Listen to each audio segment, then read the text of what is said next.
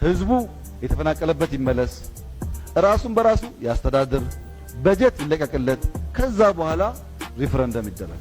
የአካባቢው ማህበረሰብ ራሱ በሚያደርገው ምርጫ የማንነትም የፖለቲካ ጣፈንታውንም ይወስን።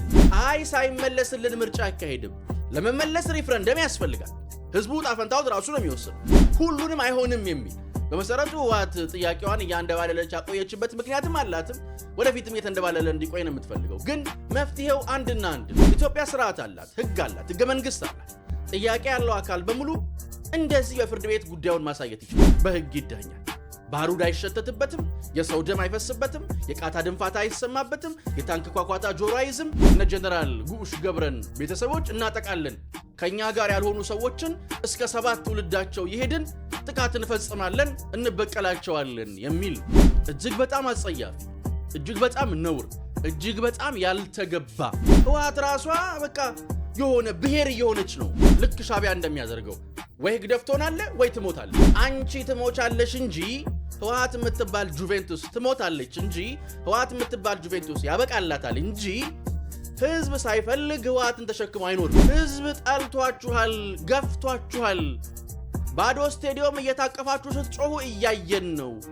ይሄ ደግሞ የሞታችሁ ማረጋገጫ ነው። ከደደቢት እስከ ደደቢት ክቡ ጭፈራ ቢለካ የሚመዘነውና የሚመተረው ከህወሓትነት ጥቅም አንጻር ብቻ። በልጆቻችን ተወክለን በአትሌቲክሱ መድረክ ላይ ገነን የምንታወቅ ህዝቦች በዓለም አትሌቲክስ ካላንደር ላይ ተካተን አናውቅም። አሁን ግን በተሰራው እጅግ ከፍተኛ የሆነ የስፖርት ዲፕሎማሲ ስራ በአዲስ አበባ እንዲካሄድ ተመርጧል።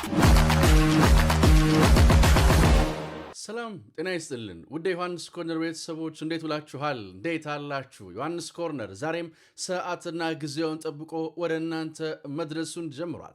ዛሬም እንደተለመደው አበይት ፖለቲካዊ ጉዳዮችን፣ አሁናዊ ክስተቶችን፣ ቀጠናዊ ሁነቶችን በራሳችን ቋንቋ በራሳችን መንገድ እንመለከታለን፣ እንፈትሻለን፣ እንበረብራለን። ዮሐንስ ኮርነርን ላይክ፣ ሼር፣ ሰብስክራይብ አድርጋችሁ እንድትጀምሩም እንጠይቃለን። ቪዲዮቻችንንም እንዲሁችን ቪዲዮንም ወደ ተለያዩ የቴሌግራም ግሩፖች ሼር ብታደርጓት እንዲሁ የበለጠ ተደራሽ እንድንሆን የበለጠ እንድንሰፋ ስለሚያግዘን እሱ እንድታደርጉልን ጠይቄም ነው የምጀምረው። ዛሬ በቆይታችን በርከት ያሉ ጉዳዮችን እንዳስሳለን። የስምረትንና ያብንን ፍጥጫ፣ የወልቃይትን ጉዳይ ታኮ እየታየ የሚገኘውን ፍጥጫ የምንመለከትና የምናይ ነው የሚሆነው። እሱም ብቻ አይደለም፣ ኢትዮጵያችን ተመርጣለች፣ በስራ የተገለጠ አሸናፊነትን እንዲሁ የምናነሳው ነው የሚሆነው። ሌላኛውም ህወሓት የጀመረችውን እጅግ አደገኛ ዘመቻ በቆይታችን እንመለከተዋለን። እስከ 7 ዘራቸው እንጨርሰዋለን የሚለው የህወሓት ዘመቻና ዛቻ ወዴት ያደርሳታል? በቆይታችን የምንመለከትና የምናይ ይሆናል። በድጋሚ ላይክ፣ ሼር፣ ሰብስክራይብ አድርጋችሁ እንድትጀምሩ ጠይቄ ነው የምጀምረው። እንግዲህ እንደሚታወቀው ስምረት ፓርቲ ምርጫ ቦርድ ከዚህ ቀደም የፌዴሬሽን ምክር ቤትን ይፋ ማድረግ ውሳኔ ተከትሎ በወልቃይት ጉዳይ ጋር ተያይዞ እነዚህ ውዝግብ የሚነሳባቸውን ቦታዎች ተከትሎ ያስተላለፈውን ውሳኔ ተከትሎ ለፍርድ ቤት አቤቱታ ማቅረቡ አይዘነጋም። ከሳሽ በዚህ ላይ እንደምትመለከቱት የስምረት ፓርቲ እንዲሁም ደግሞ ተከሳሽ ምርጫ ቦርድ ሆነው እሱን ያቀረበውን አቤቱታ ተከትሎ ፍርድ ቤት ቀርበዋል። እንግዲህ አብንም ጣልቃ ገብቶ እኔም እከራከራለሁ ብሏል። ይህ ጉዳይ የመጀመሪያው ውሳኔ ከተሰጠበት ጀምሮ በርካታ የፖለቲካ ማህበረሰቡ አባላት የየራሳቸውን ሐሳብ ሲሰነዝሩ ነበር። አብንም ይህንን ጉዳይ አስመልክቶ ሐሳቡን ሲሰጥ ነበር። ስምረት ፓርቲ መግለጫ ወጥቶ ነበር። ስምረት ፓርቲ መግለጫ ከማውጣትና ሐሳቡን ከመሰንዘርም ባለፈ ጉዳዩን ወደ ፍርድ ቤት ወስዶታል። እንግዲህ በዚህ ጉዳይ ላይ ከጅምሩ ስናነሳ እንደነበረው እኔ የከሌ ነው ምናምን የሚለው ጉዳይ ውስጥ አልገባም። እሱ አይደለም ጉዳያችን። ግን እንዲህ በህግና በስርዓት መዳኘት አዲስ ባህል ነውና በጣም ይበል የሚያሰኝ ነው። ጉዳዩን ወደ ፍርድ ቤት መውሰዳቸው ይበል የሚያሰኝ ነው። በቃ በፍርድ ቤት ሀገሪቷ ህግ አላት፣ ስርዓት አላት፣ በህግና በስርዓት እንዳኛለን ብለው ፍርድ ቤት መቅረባቸው በጣም ጥሩ ነው። እንግዲህ በፍርድ ቤትም ቀርበው ሐሳባቸውን ማሰማት ጀምረዋል። ፍርድ ቤትም ተለዋጭ ቀጠሮም ሰጥቷል። እንግዲህ ያው በየአካባቢው ያለው እንዲህ አይነት አወዛጋቢ ጉዳዮች ያው ይሄ ቦታ እንደምታውቁት በጣም ረጅም ዓመታት የፈጀ ከ10 ዓመት በፊትም እንደዚሁ የከረረ ጥያቄ ሲነሳበት የነበረ ጉዳይ ነው። ያው ቲፒኤልኤፍ ሳትፈታው ጉዳዩ ተንደባሎ አሁን ላይ ደርሷል። አሁንም ውጥረት እንደሆነ ነው የሚገኘው። እንግዲህ ከዚህ ቀደም ቲፒኤልኤፍ የምርጫ ቦርድን ውሳኔ ተቃውማ ሰልፍ መጥራቷ አይዘነጋም። አሁን ደግሞ በነ ኮሎኔል ደመቀ ዘውዱ ሌላ ሰልፍ ተጠርቷል። የነ ኮሎኔል ደመቀ ዘውዱ የጠሩት ሰልፍ ደግሞ ይህንን ውሳኔ ሙሉ በሙሉም ቢሆን የማንቀበለውም ቢሆን ግን ደግሞ እንደግፈዋለን። ምክንያቱም በገለልተኛ ወገንም ሆነን እንድንመርጥ የሚያደርገን ነው። መምረጥ እንፈልጋለን፣ ምርጫ እንፈልጋለን። ለዛ ይህንን ውሳኔ እንደግፈዋለን ብለው የድጋፍ ሰልፍ ጠርተውበታል። ህወሓት ከዚህ ቀደም የተቃውሞ ሰልፍ ጠርታበት የነበረ ጉዳይ ነው። እንግዲህ እዚህ ጋር መፍትሄው ምንድን ነው? አብንና ስምረት እንዲሁም ሌሎችም የነ ኮሎኔል ደመቀ ዘውዱም ክንፍ በዚህ የፍርድ ቤት ክርክር ላይ እንደሚሳተፍ አሳውቋል። አብን፣ ስምረት እንዲሁም የነ ኮሎኔል ደመቀ ዘውዱ ክንፍ በፍርድ ቤት እየተከራከረ ነው። ሰልፍም እየጠራ ነው። ህወሓትም ወዲያ ሰልፍ እየጠራች ነው። በየአቅጣጫው እንዲህ አይነት ጥያቄዎች የተነሱ ነው። ከወዲህም ሐሳቦች የተሰነዘሩ ነው። ታዲያ ይሄው ክርክር በምን አይነት መንገድ ሊፈታ ይችላል? መፍትሄው ምንድነው? የሚለው ሐሳብ ጥያቄ ነው። ያው እኔ ከጀምሮ ይህን ጉዳይ ስናነሳ እንዳልኩት ዛሬም እያልኩት እንዳለው የከሌ ነው የሚለው ጉዳይ ውስጥ አልገባም። እሱ አይደለም የኔ ጉዳይ። ግን ጉዳዩ በህግና በስርዓት መመለስ አለበት። ሌላ ችግር በማይፈጠር መልኩ አንደኛውን ከአንደኛው አድርጎ መንግስት ሊለያይ አይችልም። ምክንያቱም መንግስት ስለሆነ ለዚህ ጥርት ያለ መፍትሄ ከዚህ ቀደም ጠቅላይ ሚኒስትር ዶክተር አብይ አህመድም አቅርበዋል። እስቲ ይህን ምስል ተከታትለን እንመለስ። እኛ ምን ወሰን? አንደኛ የተፈናቀሉ ሰዎች ቦታቸው ይመለሱ። ቀበሌያቸው፣ ቤታቸው፣ ወዳቸው ይታወቃል። ቁጥራቸውም ጥቂት ነው፣ አብዛኛው ተመልሷል። ይመለሱ። ጸጥታ በሚመለከት ፌዴራል ፖሊስና መከላከያ ጸጥታ ይጠብቅ። ህዝቡ የተፈናቀለበት ይመለስ። ራሱን በራሱ ያስተዳድር። በጀት ይለቀቅለት። ከዛ በኋላ ሪፈረንደም ይደረግ። እየተሰራ ያለው በዚህ አግባብ ነው። ይሄ በዚሁ ይፈጸማል። ብዙ ወደዚህ ነው፣ በዚሁ ይፈጸማል። በሪፈረንደም ይፈጸማል። እንግዲህ እንዳያችሁት ነው። ጤነኛ አእምሮ ያለው አካል በሙሉ ሊሰጠው የሚችለው መፍትሄ ነው። የትም ቦታ ብትሄድ ከዚህ ቀደም በነገራችን ላይ የአሜሪካ አምባሳደርን በአካባቢ ላይ ጉብኝት ባደረጉበት ጊዜ የሰጡት የመፍትሄ ሐሳብም ይሄንን የአካባቢው ማህበረሰብ ራሱ በሚያደርገው ምርጫ የማንነትም የፖለቲካ ጣፈንታውንም ይወስን፣ በሪፍረንደም ይወስን። ይሄንን ነው መንግስትም እንደ ሐሳብ ከዚህ ቀደም አቅርቦት የነበረው። ይሄንን መፍትሄ እንዲያገኝ ይሄ ምክረ ሐሳብ ቀርቦ ከፕሪቶሪያ ስምምነት በኋላ አከራካሪ ተብሎ የተፈረሙ መፍትሄ ቦታዎችም በዚህ ረገድ መፍትሄ እንዲያገኙ ሲሰራ አይ በምርጫ የተመረጠ መንግስት የለም፣ ጊዜያዊ አስተዳደር ነው፣ በጊዜያዊ አስተዳደር እንዲህ አይነት ነገር ሊደረግ አይችልም የሚል ሐሳብ ነው ከትግራይ ክልል ጊዜያዊ አስተዳደር የመጣው። ያንን አሉ። ከዛ አሁን ደግሞ ምንድነው እያሉ የሚገኙት ከባለፈው ተቋማቸው ጋር ተያይዞ አይ ሳይመለስልን ምርጫ አይካሄድም፣ ለመመለስ ሪፍረንደም ያስፈልጋል፣ ህዝቡ ጣፈንታውን ራሱ ነው የሚወስነው፣ ምርጫ እንዲደረግ ደግሞ ተገዢ መሆን አለበት፣ ምርጫ አይደረግም ይመለስልኝ፣ እሺ እንዲመለስ ሪፍረንደም ይደረግ፣ አይ ምርጫ ይደረግ። ሰርክሉን አስባችሁታል? ለመመለስ አይ የተመረጠ መንግስት የለም፣ ምርጫ ይደረግ፣ እሺ ምርጫ ይደረግ፣ ገለልተኛው ነው ምርጫውን ያካሄድ ሲባል ምርጫ ይደረግና ደግሞ ይካሄዳል ሲባል የለ በኔው ሳይሆን ምርጫ ይካሄድ፣ እሺ መጀመሪያ ሪፍረንደም ይደረግና ይካለል፣ አይሆንም፣ ሁሉንም አይሆንም የሚል በመሰረቱ ህወሓት ጥያቄዋን እያንደባለለች አቆየችበት ምክንያትም አላትም። ወደፊትም እየተንደባለለ እንዲቆይ ነው የምትፈልገው። ግን መፍትሄው አንድና አንድ ነው። እኔ እንዳልኩት የከሌ ነው ምናምን እሱ አይደለም። መፍትሄው አንድና አንድ ነው፣ ሪፍረንደም ማድረግ። አንድ አፕሪሼት የሚደረግ ነገር ምንድነው? ጉዳዩን በህግና በስርዓት ማስዳኘት። ይህ አዲስ ባህል ነው። ኢትዮጵያ ስርዓት አላት፣ ህግ አላት፣ ህገ መንግስት አላት። ጥያቄ ያለው አካል በሙሉ እንደዚህ በፍርድ ቤት ጉዳዩን ማሳየት ይችላል። ስምረት ፓርቲ ይህን መንገድ በጣም ከመጀመሪያው የስምረት ፓርቲን አካሄድ ስናነሳ ነበር። በቃ ጥያቄ አቅርቧል፣ በፍርድ ቤት ይዳኛል፣ በህግ ይዳኛል። ባሩድ አይሸተትበትም፣ የሰው ደም አይፈስበትም፣ የቃታ ድንፋታ አይሰማበትም፣ የታንክ ኳኳታ ጆሮ አይዝም። በሐሳብ ጥላ ስር በህግ ከለላ ውስጥ ሆነ በህግ ጣራ ስር ሆነ ህገ መንግስት ይዘ ፍርድ ቤት ፊት ቆመ ትከራከራል። ይሄ በጣም በጣም የሚበረታታ ጉዳይ ነው። እንግዲህ መጨረሻው ምን ይሆናል፣ ፍጥጫው እንዴት ይሆናል አብረን የምንመለከተው ነው የሚሆነው። ግን እኛ እንደ ሐሳብ አሁን ምንድነው ሐሳብ መፍትሄ የሚሆነው ምንድነው ይባል፣ ክቡር ጠቅላይ ሚኒስትሩ ያመጡት ሐሳብ ጥርት ያለ ነው። ጤነኛ አእምሮ ያለው ሰው አካል የትም ብትሄድ ይሄን ነው እንደ መፍትሄ ሊሰጥህ የሚችለው። በቃ መፍትሄው አንድና አንድ ይሄ ነው፣ ሪፍረንደም ማድረግ። ህዝቡ በምርጫ እጣ ፈንታውን ይወስናል። አንድ የሚያስፈልግ ነገር ህዝቡ ሪፍረንደም አድርጎ የራሱን ድል ፈንታ ሲወስን በሁለቱም ወገኖች ያሉ የፖለቲካ ኤሊቶች የምርጫ ውጤቱን ለመቀበል ራሳቸውን ማዘጋጀት አለባቸው። በቃ እንደዛ ሆኖ ምርጫ ማካሄድ ነው።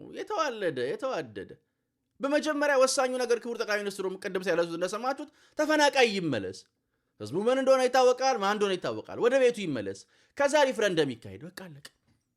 አንድ ጥላ ስር ነው የምንኖረው፣ አንድ ሀገር ውስጥ ነው የምንኖረው። ከዛ የትም አንሄድም፣ ሁላችንም እዚሁ ስላለን ሪፍረንደም ይካሄዳል ማለት ነው። እሱ ወሳኝ መንገድ ነው። ብቻ ግን ጦርነት የሌለበት፣ እልቂት የሌለበት፣ ባሩድ የማይሸትበት፣ ጥይት የማይጮህበት መፍትሄ ነው የሚያስፈልገው።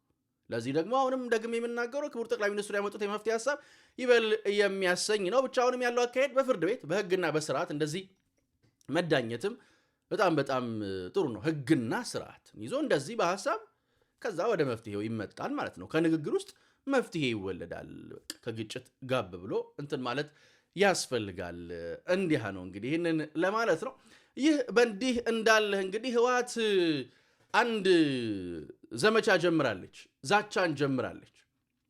ህወሓት የጀመረችው ይህ ዛቻ እጅግ አስፈሪ ነው ማለት እየተፈጠረ ያለው የፖለቲካ ባህል ምን ያህል ትክክል እንዳልሆነ የሚያሳይ ነው። ህወሓቶች በአፎቻቸው በኩል እያሰሩት ያለው ፕሮፓጋንዳ በጣም የሚያስገርም ነው። ትላንትም ሶሎዳ ሚዲያ ላይ በትርጉም ስንመለከተው ነበር። ሶሎዳ ሚዲያ ላይ ነው መረጃ ያገኘሁት። ወዲህ ሻምበል ሲሰሩ አይቼ በጣም ነው የገረመን። በጣም የሚያስገርም ነው። ከዛ ላይ ነው ያገኘነውና የነ ጀነራል ጉሽ ገብረን ቤተሰቦች እናጠቃለን፣ ከኛ ጋር ያልሆኑ ሰዎችን እስከ 7 ትውልዳቸው ይሄድን ጥቃት እንፈጽማለን፣ እንበቀላቸዋለን የሚል ነው። ምን አይነት አጸያፊ ጉዳይ እንደሆነ እንግዲህ እዚህ ጋር የምታዩት ነው። እጅግ በጣም አጸያፊ፣ እጅግ በጣም ነውር፣ እጅግ በጣም ያልተገባ አካሄድ ነው።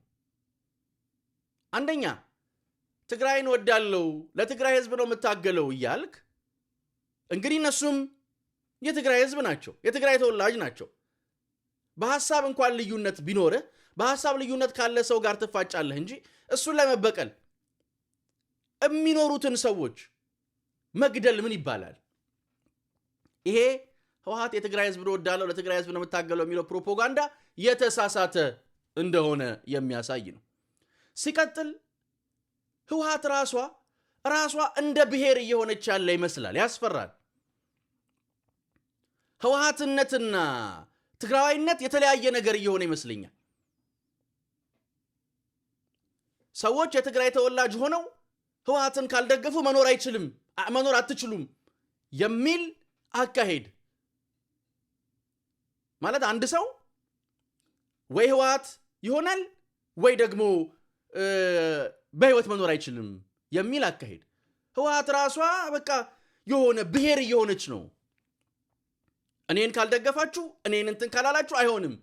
ይሄ መሰረቱ ዛቻው በነገራችን ላይ ለጀነራሎቹ ብቻ አይደለም፣ በአጠቃላይ ሌላውንም ለማስፈራራት ነው። ህወሓት ትሆናለህ ወይስ ትሞታለህ የሚል ምላሹ አንድ ነው። አንቺ ትሞቻለሽ እንጂ ህወሓት የምትባል ጁቬንቱስ ትሞታለች እንጂ ህወሓት የምትባል ጁቬንቱስ ያበቃላታል እንጂ ህዝብ ሳይፈልግ ህወሓትን ተሸክሞ አይኖርም። ህወሓቶች አንድ በጣም የሳቱት ጉዳይ አለ። ህዝብ ጠልቷችኋል፣ ገፍቷችኋል። ባዶ ስቴዲዮም እየታቀፋችሁ ስትጮሁ እያየን ነው። ይሄ ደግሞ የሞታችሁ ማረጋገጫ ነው። በግድ አይሆንም። ሙሉ የትግራይን ህዝብ ገላችሁ ልትጨርሱ ነው? የትግራይ ህዝብ በትግራይ እንዲኖር ወይ ህወሓት ይሆናል ወይ እንትን ይሆናል። አያስኬድም እኮ ይሄ። እኔን ካልደገፋችሁ አትኖሩም ማለት የትግራይ ተወላጅነትና ህወሓትነት ራሱ የተለያየ ነገር። እኔን ምሰሉ አይሆንም። ራሷ እንደ አንድ የሆነ አይነት አካል ይዛ ብቅ ብላለች። ልክ አሁን በነገራችን ላይ እቺ ከሻቢያ የተኮረጀች ናት። ሻቢያ ወይ ህግደፍ ትሆናለህ ወይ ምንም አትሆንም፣ ትሰደዳለህ። በቃ ህግደፍ መሆን አለብህ፣ ሻቢያ መሆን አለብህ። ለዚህ ማሳያው ህግደፍ ያልሆኑትን ሰዎች፣ የሻቢያ ደጋፊ ያልሆኑትን ሰዎች፣ ጥሎ የተሰደዱ ሰዎችን ያሳድዳል። ኤርትራዊነትና ህግደፍነት የተለያየ ነገር እስኪመስል ድረስ ማለት ነው። በጎረቤት ሀገራት ጭምር ያሳድዳል። እያሳደደ የሰብአዊ መብት ቀውስ ይፈጥራል። ለዚህ ማሳያ በግብጽ እየተፈጠረ ያለው ነው። ከአልሲሲ ጋር ባለው ያልተገባ የፖለቲካ ጋብቻ ጥቅም ላይ በመዋል በግብጽ የሚገኙ የኤርትራውያን ስደተኞችን እያሳፈሰ ሳዋ ይመልሳል። ያላስመልሳቸውን በግብጽ እስር ቤቶች ውስጥ ለሰብአዊ ስቃይ ይዳርጋል። ሆነ ብሎ ይሄን የሚያደርገው ሻዕቢያ ነው። በሀገራቸው መኖር አይችሉም፣ ተሰደው መኖር አይችሉም። ኢንተርናሽናል አምባገነን፣ ኢንተርናሽናል ጨቋኝ።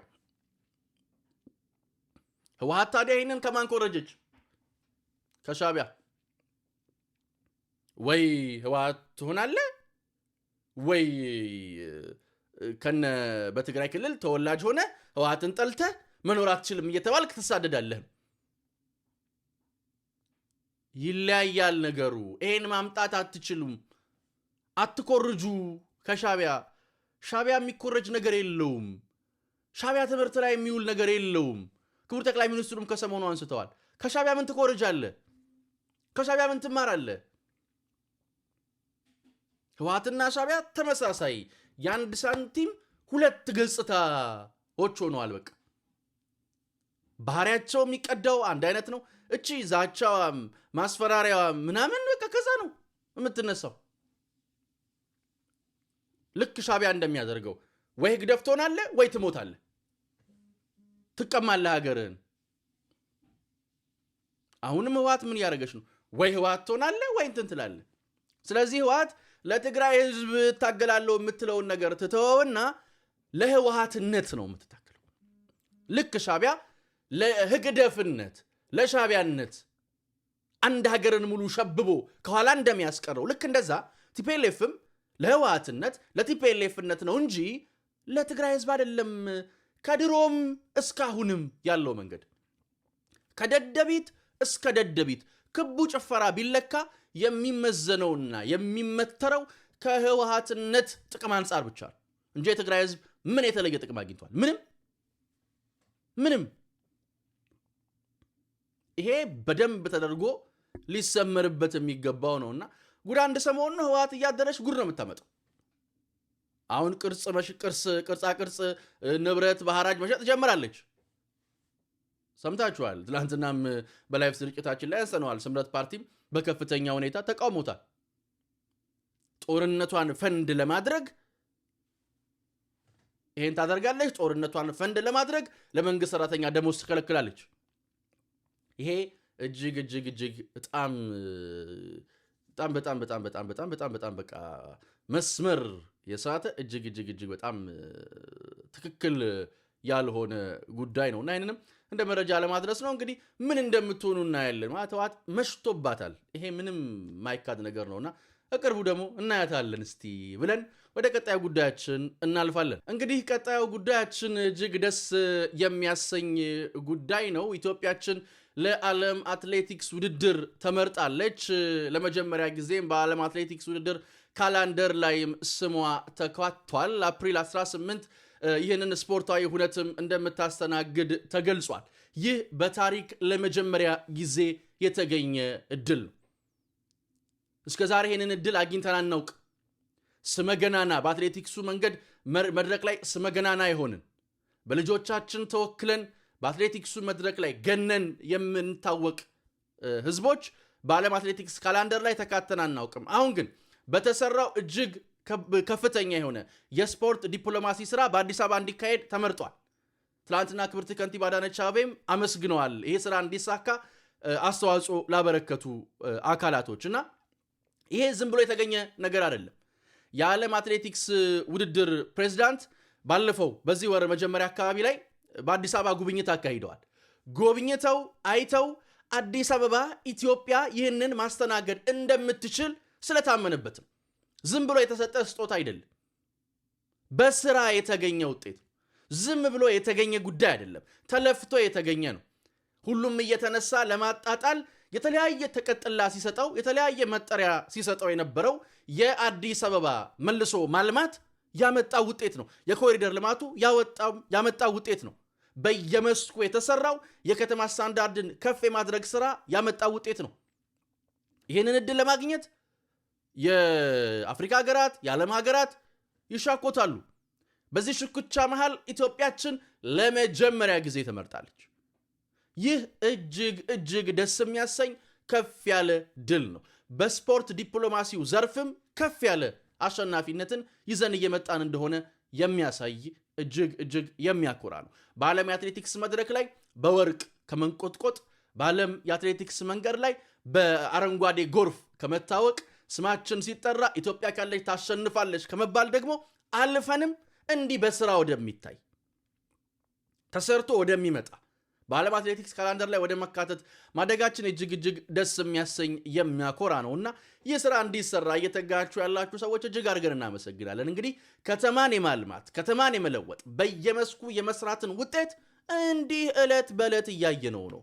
እንዲህ ቀን በቀን በሚታይ ጉዳይ አስረግጠን እየተመለከትነው ነው የምንገኘውና እጅግ ደስ ያሰኛል። እጅግ ልብን ያሞቃልና ሀገራችሁን ለምትወዱ ኢትዮጵያውያን በሙሉ እንኳን ደስ አላችሁ። ይህ በታሪክ ለመጀመሪያ ጊዜ የተገኘ ደማቅ ታሪክ ነውና ይቀጥላል። ኢትዮጵያችን እየተመረጠች እያሸነፈች ትቀጥላለችና እንኳን ደስ አላችሁ ለማለት እንወዳለን። እንዲህ ነው።